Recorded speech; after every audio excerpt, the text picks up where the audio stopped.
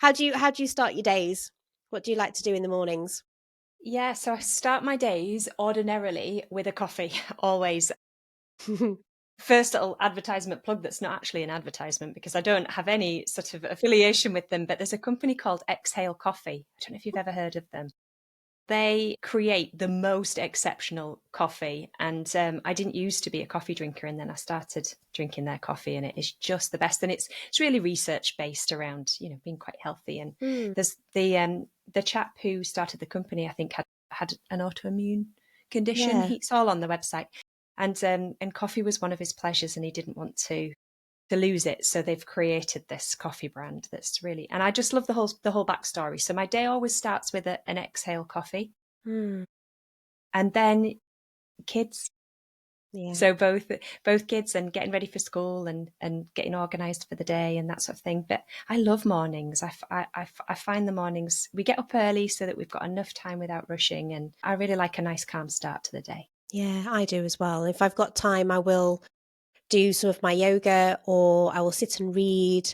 And I think those sort of rituals that we have for ourselves can help set up a calmer, relaxed, more purposeful, intentional day, rather than kind of rushing around. And it doesn't always work like that. Let's be realistic. Mm, mm, Kids are mm. unpredictable. But, with having those intentions for you and your family, I think really help. So if you wouldn't mind, if you want to take us back a little bit to how you started What If Education, like what has taking the road less traveled looked like for you? I love that question.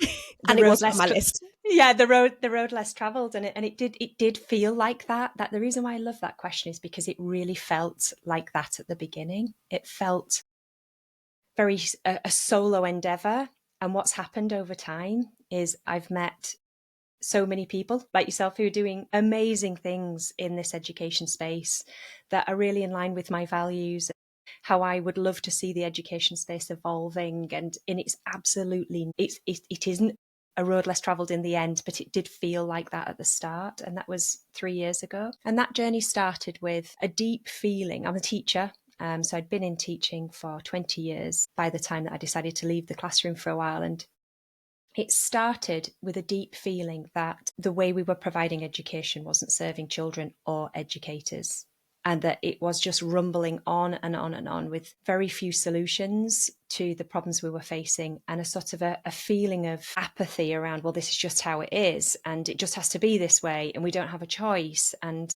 I just couldn't sit with that. And I thought, what if it wasn't like that? What if we could do things differently? Look at learning differently, and what if we could find a way that education's happier, less stressful and more relevant? And that question just got louder and louder and louder until essentially it was a case of, right, I've got to go start finding out the answers to some of these what if questions. Amazing.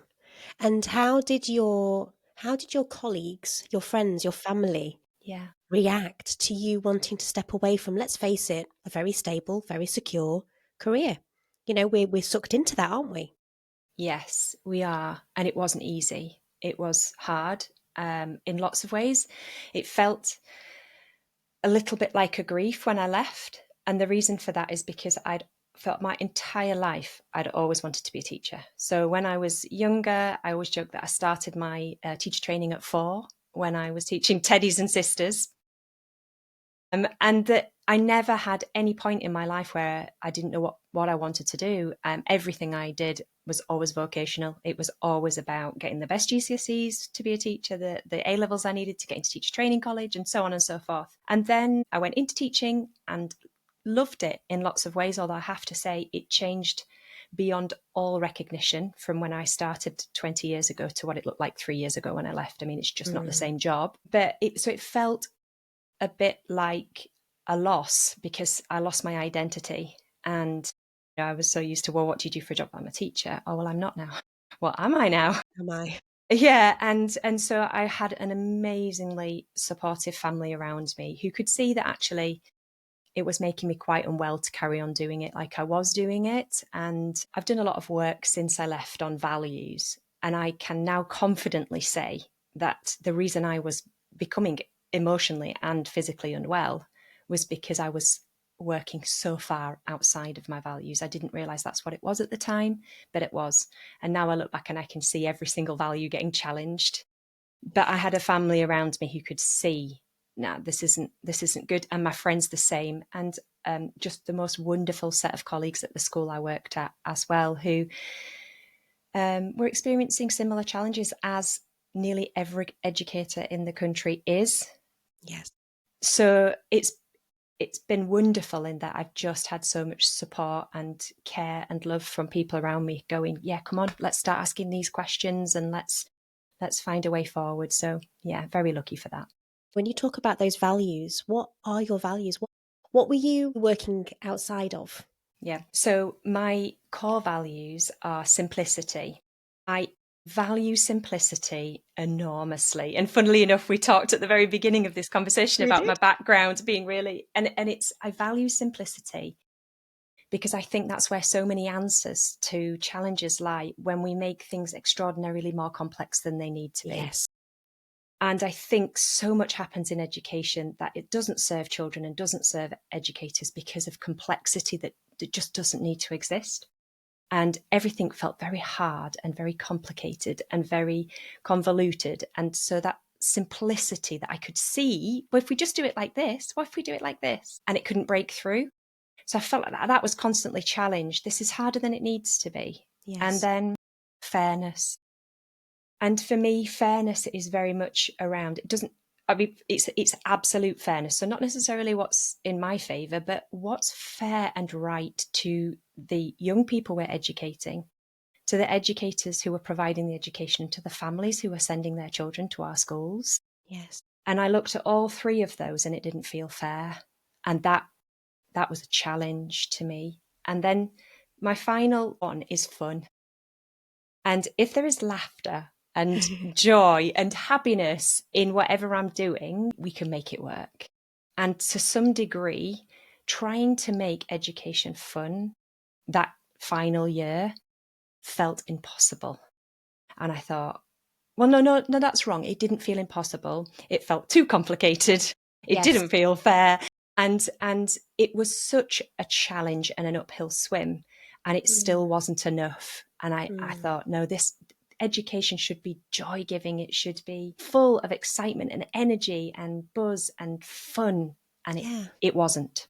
No, and not for anybody. Yeah. And the thing is as well, you can't fake fun. We're ticking boxes. We're faking it till we make it. And it's just not sustainable. That's right. And I think there's a dissonance between action and words. And I think that's really hard for educators and for pupils. The reason I use the word educators rather than teachers is because for me it's catch-all. It catches, because school leaders are educators, parents are educators. So when I use that phrase very purposefully because it includes everybody.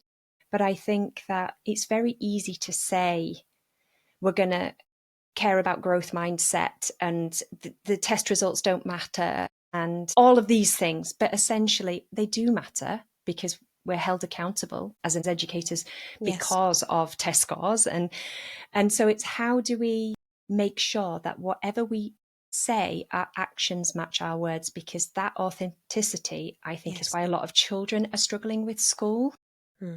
They read it, they know it, they feel it, they just don't know how to say it. And that shows up in attendance and behaviour and all of those kind of problems that we're faced with that are just getting bigger and bigger. I think it's because we're lacking authenticity in our messaging and our actions. So do you want to talk a little bit about, how play and creativity really fuels and inspires your work?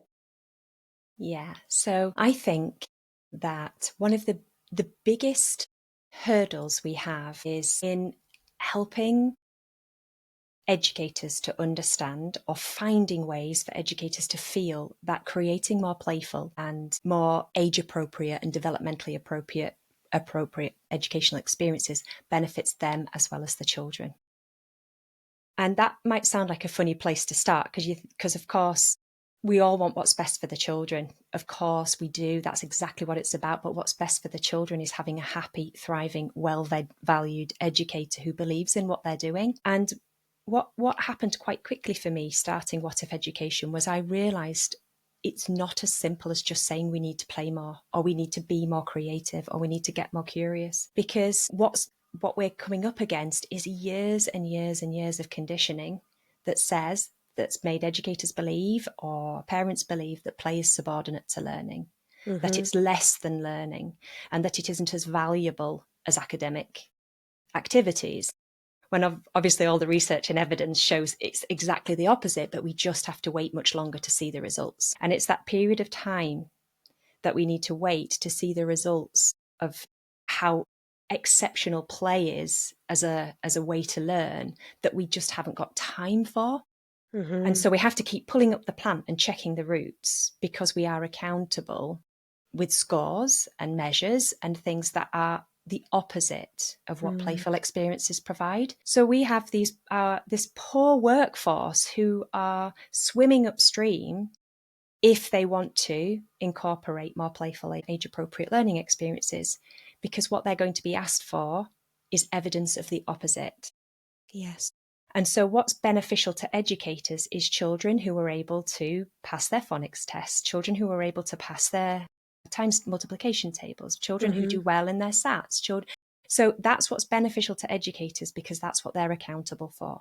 And it's when I say beneficial to them, it's beneficial in the short term. The wider benefits is a whole other story.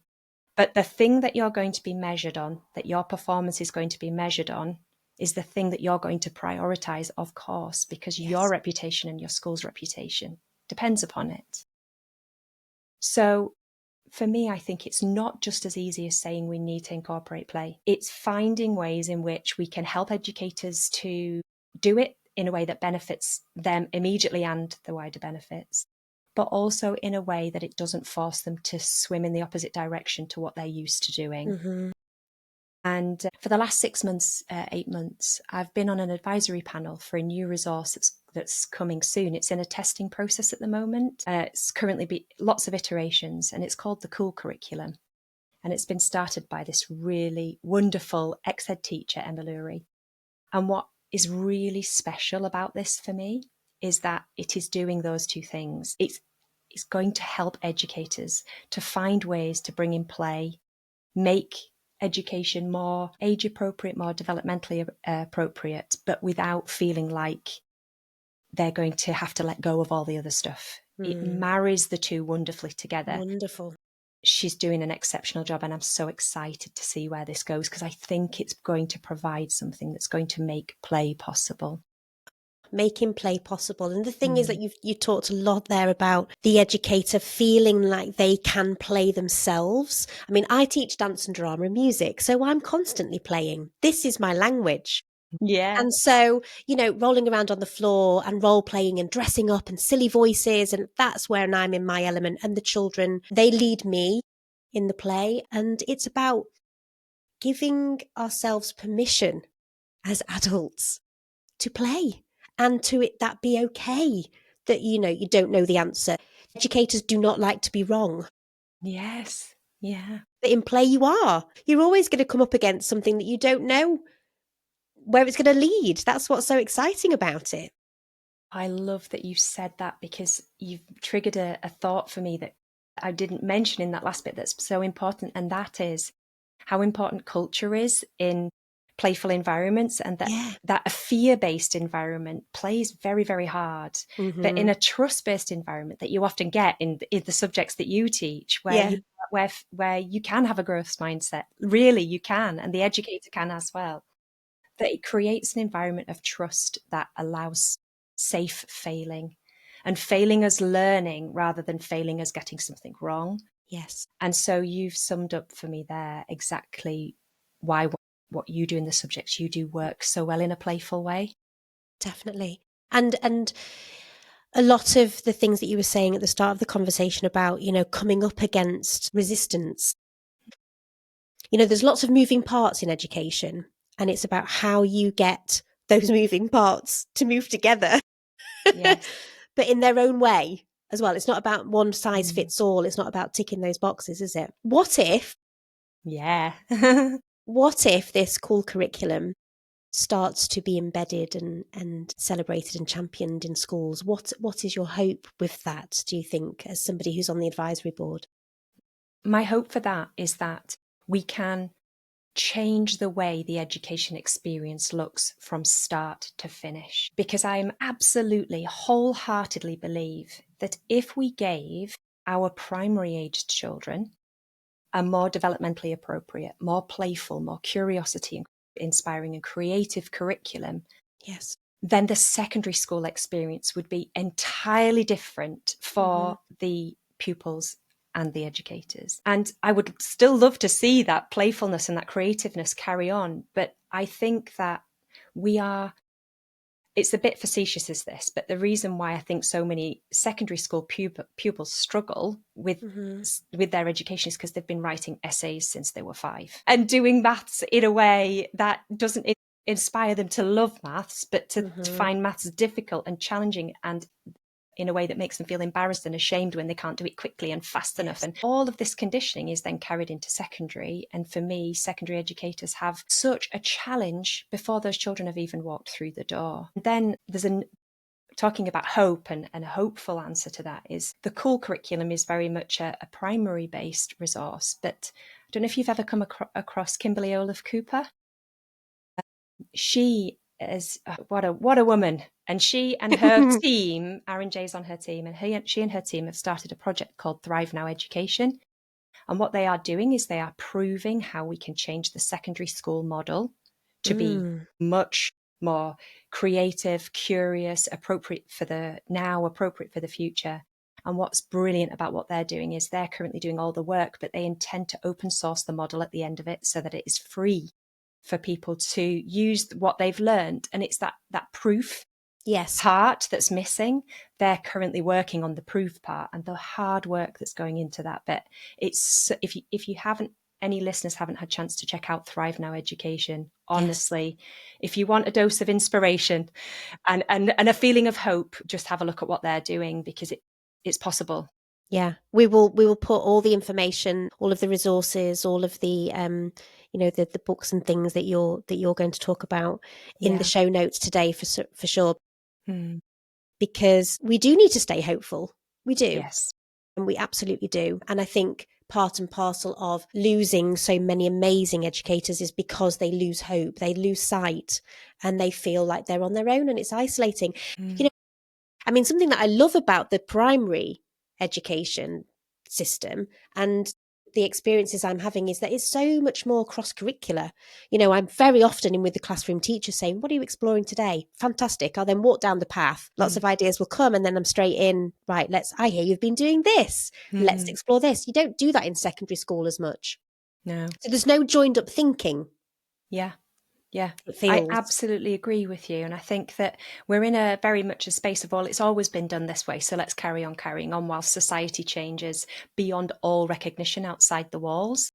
And perhaps, maybe, I don't know whether it did, but in the past that system worked well, and things evolve and change. And I feel that's what we're struggling with, and that you're totally right. One of the benefits to primary education is freedom and autonomy and choice, because the children are in the same groups with the same teacher who has more. Whereas at secondary, of course, you're moving on to the next lesson with a different teacher, and that brings a whole new set of challenges. But I also think that that's why we find ourselves a bit stuck, because the education workforce is change fatigued. And to ask a whole set of people who are already experiencing overwhelming workloads, unmanageable in a lot of cases, with intense change fatigue, to start thinking outside the box and come up with different ways of doing things when the accountability measures are going to be the same at the end anyway.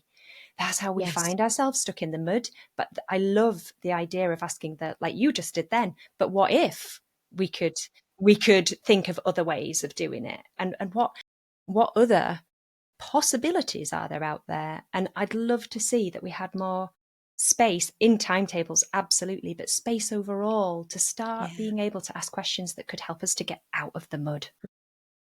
So how does your consultancy work show up? Like, what sort of things are you involved in, and what sort of things are you seeing as well in different schools and internationally as well? Yeah. Yeah, I like the idea of the way that the consultancy works is very much a co-creation process, because whilst I can bring a more bird's eye view, absolutely, of what's going on and what's possible and how other schools are making things work, it's also really important that I don't lose touch with what's happening in the classrooms as well, because those two things coming together have to be the thing that's foundational to great, effective change taking place. Because I think it can be very easy to step away and quickly lose touch of what it actually feels like and the social issues that you deal with in a day that take you away from the education headspace a lot of the time. So for me, consultancy is very much a two-way process rather than me coming in and advising someone on how they should do something. I'm a coach, I retrained as a coach, and that was hugely important in the way that I do the consultancy work. Curiosity is the key to everything, and understanding change from the perspective of the person who wants to see the change is more important than coming in and imparting advice, in my opinion. But what I have discovered from the consultancy is that the problems essentially are universal worldwide, and that educators are exceptionally wonderful, caring people who want the best for the children in their care. And more often than not, that means they put themselves at the bottom of the pile without realizing that putting themselves at the bottom of the pile always has an adverse effect on the experience of the children who they're caring for. Yes. And this is difficult because I just see it everywhere I go. And I just love to see, and I do see, and there are so many stories of hope, of more of a situation where we make the experience happier, less stressful, and more relevant for everybody, rather than just looking at what the children, how the education is provided for the children. Also, that educational spaces are really, really important, and that one of the reasons why we can't just go, okay, we need to incorporate play, is a lot of the educational environments don't support a playful curriculum or a playful learning experience. And that this is true worldwide in a lot of cases, that we have this sort of four walls of a classroom and rows of desks, and then we're expecting educators to be playful in what they provide. I mean, there's a lot of gaslighting that goes on in this space for everybody. And so the very best answer to that is when people strategically have the time to strategically think about the learning environments, and that includes everybody. So that those learning environments are co-designed with students and families and boards, if it's an international school and they have a board, or governors, or everybody involved in making the environment as best it can be to provide the best education as possible. That's where magic happens, and that's been just so exciting to see. And actually that process is so bonding and connecting and community making that it has so many wider benefits, that really it was started out as, how do we make our school environment space-wise the best it can be? At the end of that, what comes out of it is this really well-bonded community who are all pulling in the same direction for the same thing, who understand each other really well. Lovely. It's amazing. It's juicy. Yes. When you're talking about environment and it being playful, it then becomes inclusive. And I think, it breaks my heart to think of children who are neurodivergent are being moved out of mainstream schools because mainstream schools can't cater for them. But surely schools should cater for everybody, as you were saying. And there needs to be spaces that cater for all sorts of needs, all sorts of interests and abilities, and Absolutely. And I think that we miss a trick here, in that we think that something we might provide would be meeting the needs of a neurodivergent child, but actually we look at what that thing is and we think, this would meet the needs of every child.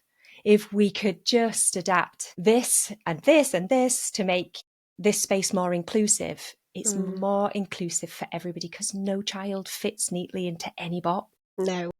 And so that we go back then to the benefits to the educators. If we can find ways to make curriculums more playful and classroom experiences more playful, then actually we create a more inclusive environment that serves the educator and the children better. Yes, absolutely. And there's lots of noise at the moment, isn't there? I know there's a big petition out there at the moment with putting play at the heart of early years, and also going into Key Stage 1 as well. So it's about that blue sky thinking, getting people on board, and empowering empowering parents, because they are so important. They are the soundboards. They experience the children's frustrations. Yeah. And again, how any change like this can benefit them and their families. And if we can distill it down to that we are all working towards the same thing. The parents, the educators, the students themselves, the school leadership teams, the families, the community, we all want the same thing. And that is for happy children who love coming to school, who are learning well and are developing the skills they need for the future. Yeah. We all want the same thing, and yet we all often appear to be pulling in the opposite direction. And if we can distill it down to how do we do it best to serve everybody, that's where the answers will be found. The answers are simple, I guess. Yeah, it sounds simplistic when I say it like that. It clearly mustn't be, and I always go back to for as long, as long as we are expected to use children as key performance indicators by government and policy writers. And I don't want to get too political, but education is political. But what education policy writers want and need is often the opposite of what our young people want and need. Educators in the middle, we're sort of pulled in those two directions, and that can be really painful at times, and it can be really hard at times. And I think that's why we find ourselves struggling with a lot of the things we're struggling with. What if we could make it so that we could provide what felt right, but also serves the needs of the policy writers who are going to ask for measurements and scores that help serve their needs? Is how do we find a balance between the two? And also, what are the scores for? Yes, that's my question. Well, I think there's also differing ideas on that, but I won't go into that just now. Let's not go into that. It's a big conversation. It's a bit heavy. It's heavy for an 11 o'clock, but it's there, isn't it? It's in the background. What is this for? Do you miss being in the classroom at all? Yeah. Do you? I do.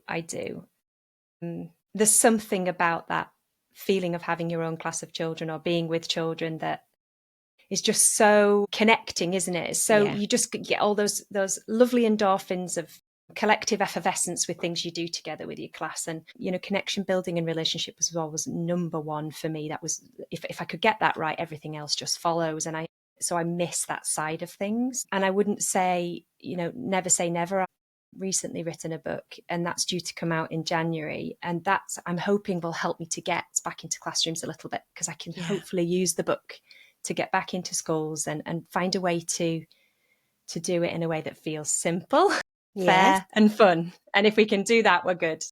I was going to ask you about your book, actually, because it surprised you, hasn't it? Mm-hmm. Yeah.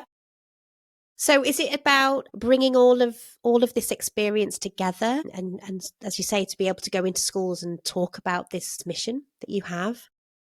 What's the purpose of this book? It is about that in a way, but it's sort of, the reason why it surprised me is because I didn't realise that this was going to hold the answers as much as it has done. And that's because for the last 3 years, I've been looking for all the ways in which we can find answers to the problems we're facing. And then, of course, you look at the list of problems and it's completely overwhelming. And a lot of them are counter the other. So if we solve this problem, we create this problem, so on and so forth. And what it always came down to, it distilled every time down to, if we can get more creativity, more curiosity, and make the most of what we have in our schools without it costing any money, without it being inclusive, without it adding to workloads, without it being about teachers needing expert subject knowledge, without it being test-based or assessment-based. So, all of these things, well, what could this be?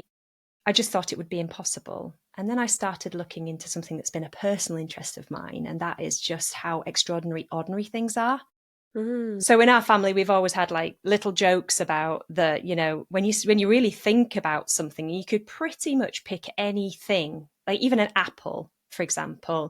When you really look at an apple, it is extraordinary, and it brings out lots of So me and my son were just chatting in the car, and I said, okay, then what about an apple? And he was like, well, how do apples know when to stop growing? Why don't they just grow and grow and grow and grow? What? Then my daughter's taking her earphones out, and she's starting to get involved at 13. She's never getting involved, and she started to get involved, and she's like, yeah, actually, how come they taste different? Like, what's that about? And all of these great questions started coming, and we've sort of had those conversations forever and a day. But what came to me was this sense of the rich conversation that came from that. Then also the academic curiosity, because then we started to explore the answers to these questions. And what was lovely is I didn't know the answers either. So it leveled the playing field, and we became a team who were looking for collective discovery. And that created this bond and this, and I thought there's something in this. And so I started to look at what if we could bring everyday ordinary experience, everyday ordinary things, and talk about those through an extraordinary lens in our classrooms. What could that do? And it makes it more playful. It inspires curiosity. It inspires creative conversations. It bonds. It's relationship building, connection building. It's making the most of the fact that we have teams of people together. And the more I looked, the more I found that we had so many answers, completely inclusive, accessible, because everybody has a world around them. And if you're with a group of people, your collective world is the same in that moment. Yes. And so I started to explore it a little bit, and I did some research, and I was asking my teachery friends to work with it. And one of the questions, the opening question in the book is, what is weird about water? That's it. And what's come back from that with all these experiments has just been amazing. The feedback's been brilliant, and it's gone from reception to year 6, and the sort of things because my intention is it could be used with 4-year-olds and 70-year-olds. Yes. As soon as you start going, well, actually, what is weird about water? We've had children say, well, dinosaurs could have washed in my water because it's a closed loop. And then you get the water cycle conversation. Someone else asked, well, why doesn't water all fall out of the bottom of the world if the world is a sphere? And then you start getting into gravity, and also conspiracy theories and discerning internet use. And then we had a reception class that were seeing what's the biggest bubble they could make outside, because they were making water into different things. And so the concept of the book is it asks questions to inspire curiosity about ordinary things that makes us realize our world is extraordinary. Yes. And it's all the benefits and playful benefits that we can get in our classrooms without saying you must incorporate more play. Yes. And the idea of the book is it can be used soft start, it can be used to lead a topic. Someone who has an assembly could pick the book up and ask the question, and that's your assembly done. Amazing. So it's a resource to kind of be super simple, but really effective in helping educators to make their classrooms and their environments more playful in a non-confrontational way. So it's out in January, did Hopefully, you say? yes. So hopefully, it's going through. What's the book called? It's called Awe Every Day. Awe Every Day. Yeah, and the idea is it's a little bit of awe every day about everyday things. There's also loads and loads of research around how experiencing awe is great for physical and mental health. And there's really robust evidence to back that up. So that was another part that I loved about it, and that if we can get a little bit of awe just through ordinary things, but we can have a little bit of awe every day. That's mindfulness, it's gratitude practice, it's appreciating the environment, and it's those physical and mental benefits that we say we need so badly in our schools. Could this be a route in? I hope. What if? What if? So hopefully out in January if everything goes to plan with the publication process, but it's underway at the moment, and it's honestly a dream come true to even just have it in the making. Yeah. Congratulations. Thank you. Yeah, it feels like something purposeful that's answering some of those big questions is underway. Yeah. Well, I'm so pleased for you. Thank you. You deserve it. Thank you. You deserve it. I was thinking we could, speaking of awe, because I have got the what if questions. I'm wary of time as well. But each guest, I am doing the what if cards. They're not even the what if cards. What am I talking about? I've just got what if in my head.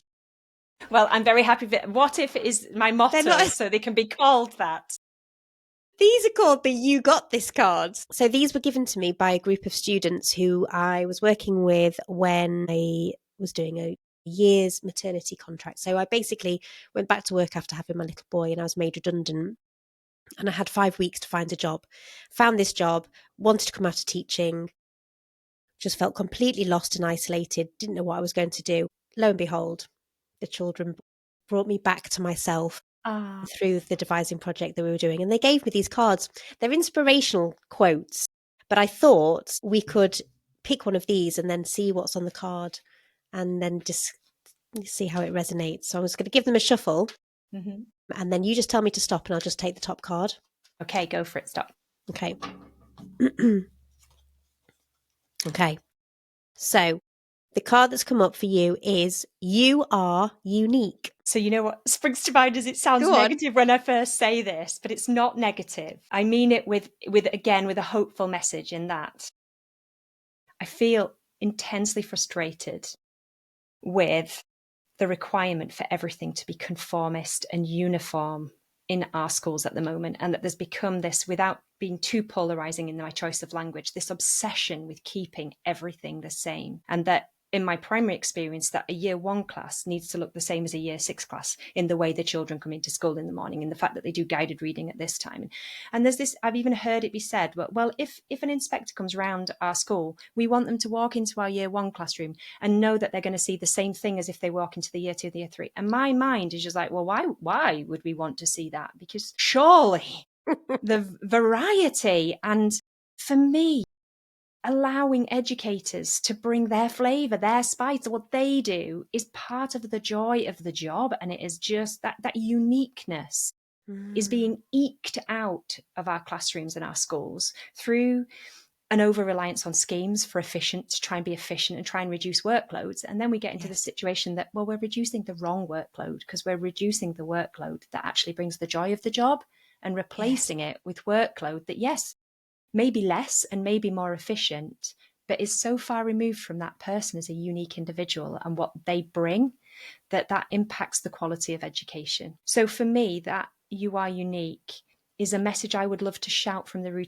rooftops in every school, and it applies to every child and every educator. And it is, let's look at this differently and let's make every year wonderful for its own sake without needing it to be the same as all the others. Well, yes. Well, sorry, I started with another rant, honestly. No, I bloody love that. I really do. You're speaking my language. It's, just absolutely incredible. You are inspiring change. I can feel it. I can feel it in your energy, and you're talking to the right people. And, I'm excited. I'm excited, one, that we've connected. I'm excited about the book. And I feel excited. I think that's what it is, about what you're going to be doing and all of these amazing opportunities you're going to create. Well, you are doing the children, same, because you're giving people like me a platform to speak about these things, and it's giving us a chance to connect the dots and for people to meet each other. So you too are affecting great change. And this is, I think, takes us right back to the beginning of our conversation, and that road less travelled that's becoming, I think, more travelled as we go. And there are so many people who are in the classrooms doing it that way. Yes. People who are choosing different routes, but there's lots of us. And if we can connect these dots up by working together like we are today, I think there's real hope here to speak. Thank you. Listen, I've got the what if questions. I thought we could do some quick fire ones. Okay. You don't have to go into any in-depth. Okay. It's whatever you think comes to you. Right. So what if the school day in the UK was extended by 2 hours to include more extracurricular creative activities? So the questions I would have around that is, how adult directed would those 2 hours be? Or would it be autonomous, self-directed opportunities for educators to play with, like you said, children in a way that supports a healthy, age-appropriate, developmentally appropriate education? Or would it be more of the same? Before I was able to answer that question. Love it. What if all teachers, no matter where they were in their career, had a mentor? This was one of the questions that I came up with, because I think so often we do our qualification and then we're off. And performance management line managers, they're not the same as a mentor. So what if all teachers, no matter where they were in their career, had a mentor within maybe a local business or linked to an organisation that was, aligned with their interests, with their specialism? What if? I love the idea of it being outside the education space. I think we are too segregated from what's going on in the real world. And that's something I've learned an enormous amount from coming out, how much we can learn from the corporate world and the way that they make change happen really quickly in great ways. I think there's a lot to be learned there. So I love that idea. If I could make it a coach mentor, but if it could be a coach mentor, that would be even better. But yeah, I love the idea of bringing the outside world in a little more and looking at the learnings that have happened there. Yeah, definitely. What if technology replaced traditional classrooms entirely? Do you know, I don't think that could ever happen. And maybe classrooms, but the reason why I don't think it can happen is because so much of teaching and learning and education is around the human bond that happens between the educator and the pupils and the staff team. It's a brilliant education is built upon brilliant relationships. So I don't think it could happen. I think it could certainly support, but I don't think it will replace. What if the UK implemented a 4-day week for schools? Yeah, I think there would be a lot to think around that. I would love to see a 4-day week, possibly with a 5th day for autonomous learning. So, and this is for another time, a conversation another time, but I did actually do that in my year 6 class. So I had 4 days of curriculum learning, and then the 5th day was self-directed play. So I'm early years trained, and so I took my early years learning into year 6. That's for another time. But what that brought for me and for the kids, for my relationship with the children, their families, everything that came from that, and how their learning just went through the roof as a result of that day in year 6, which was pretty much unheard of at the time. I could really see the benefit to a 5th day being completely different. And maybe that's a way in. Yeah. Yeah, to changing the way of the day. Yeah, this timetable, the rules and routines, the timetabling thing, everything. Yeah. What else did I have in there? What if the education system focused more on critical thinking and creativity rather than rote memorization of facts, figures, information? In a nutshell, it would improve beyond all recognition if we could change the focus from test scores and standardization to critical thinking and curiosity and creativity. I think not only would we see a huge difference to what the learning experience felt like, we would see a huge difference to society in the future.